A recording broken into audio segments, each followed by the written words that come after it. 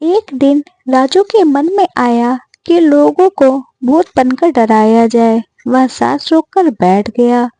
उसकी पत्नी ने उसको हिलाया डुलाया, लेकिन राजू चुपचाप आंख बंद करके किए बैठा रहा। हे भगवान, लगता है ये सचमुच मर गए।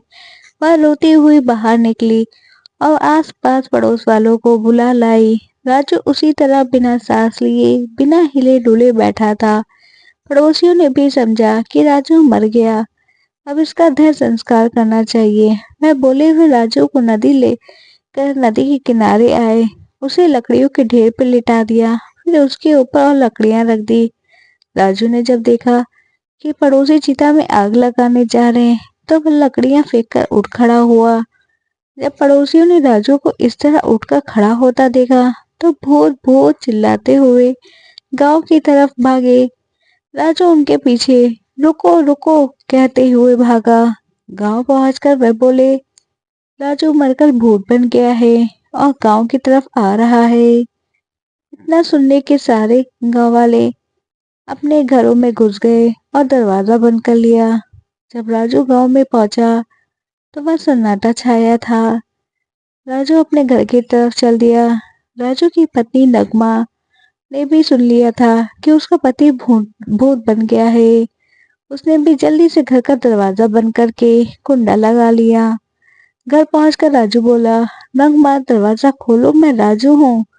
तुम राजू नहीं, राजू के भूत हो। कृपा करके यहाँ से चले जाओ। मैं तुम्हारा बहुत अच्छी तरह से श्रद्धा कर दूंगी और ब्राह्मणों को भोजन भी करवाऊंगी, बस तुम यहाँ से चले जाओ। राजू दरवाजा खटखटाता रहा, पर नगमा ने दरवाजा नहीं खोला।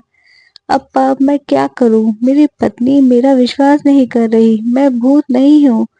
राजू ने सारे दिन से कुछ नहीं खाया था। अब उसे बहुत जोर से भूख लग रही थी। मुझे कौन भोजन देगा जब मेरी पत्नी भी मुझे नहीं समझ पा रही? वह चलते चलते गांव के मंदिर पहुंचा। चलो रात यहीं काट लेते हैं, सुबह जब पुजारी प्रसाद चढ़ाने आएगा तो उससे प्रसाद लेकर खा लूंगा। राजू मूर्ति के पीछे छिपकर बैठ गया और पुजारी की प्रतीक्षा करने लगा। रात बीती, सुबह हुई। गांव वालों ने धीरे से दरवाजे खोले और बाहर झांका। राजू का भूत कहीं दिखाई नहीं दिया।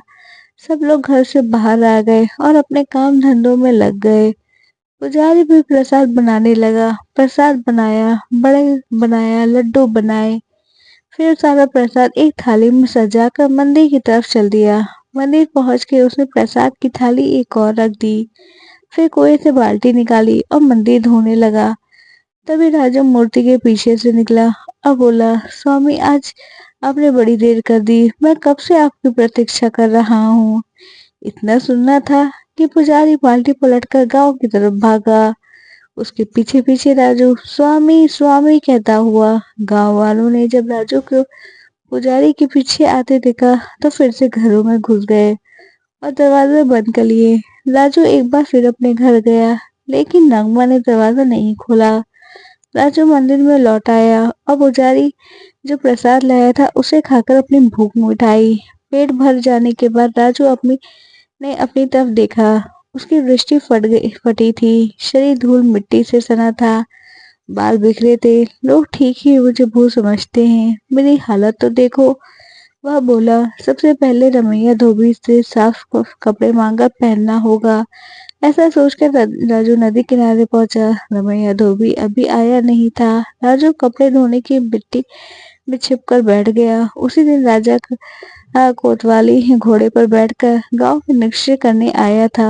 उसने देखा कि गांव वाले बजाय अपने काम धंधे करने के घरों में बैठे हैं। उसने दरवाजा खटखटाकर गांव वालों को बाहर बुलाया और पूछा, काम धंधे का समय तुम लोग घरों में क्यों बैठे हो? राजू चरवाहा मरकर भूत बन गया है और गांव में घूम रहा है, उसके डर से हम घरों में बैठे हैं। गांव वालों ने उत्तर दिया, कोई भूत वूत नहीं होता, चलो सब लोग अपना अपना काम शुरू करो। कोतवाल ने डांटा। सब लोग एक बार फिर घरों से निकलकर अपने अपने काम पर लगे। रमैया धोबी भी घाट की तरफ चल दिया। कोतवाल को अपने कपड़े धुलवाने थे, इसलिए भाभी घोड़े पर सवार नदी की तरफ चल दिया।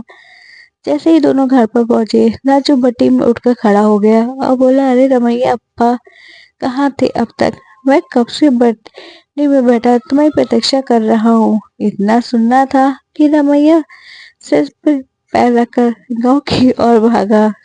कोतवाल की भी सर पर घोड़ा दौड़ता गांव से दूसरी तरफ भागा। गांव वाले फिर घरों में घुस गए।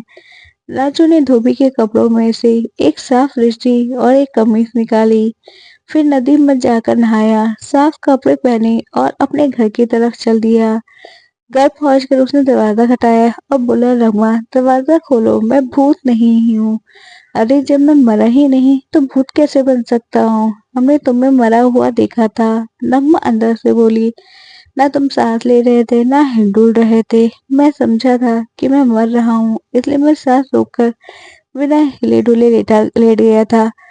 राजू ने कहा, असल में एक मंत्री ने मुझे एक सूत का धागा दिया था और कहा था जिस दिन ये धागा खो जाएगा उस समय मैं मरने वाला हूँ। तुम दरवाजा खोलकर देखो तो मैं मरा नहीं हूँ, जीवित हूँ। नगमा ने धीरे धीरे दरवाजा खोला। सामने राजू नहाया धोया साफ दृष्टि और कमीज पहने खड़ा था। यह भूत नहीं लग रहा, नगमा ने सोचा। फिर उसने हाथ बढ़ाकर राजू को छुआ और जोर से चिकोटी काटी। अप्पा, राजू चिल्लाया। नगमा समझ गई राजू भूत नहीं। उसे जल्दी से दरवाजा खोलकर उसे अंदर कर लिया। उसे भरपेट खाना खिलाया। राजू खा पी कर सो गया। नगमा गांव की तरफ चल दी, सबको बताने के लिए कि राजू भूत नहीं। कहानी अच्छी लगी हो तो प्लीज प्लीज प्लीज सब्सक्राइब कर लीजिए, लाइक कर दीजिए, कमेंट करिए, शेयर करिए अपने दोस्तों को प्लीज। Thanks for watching.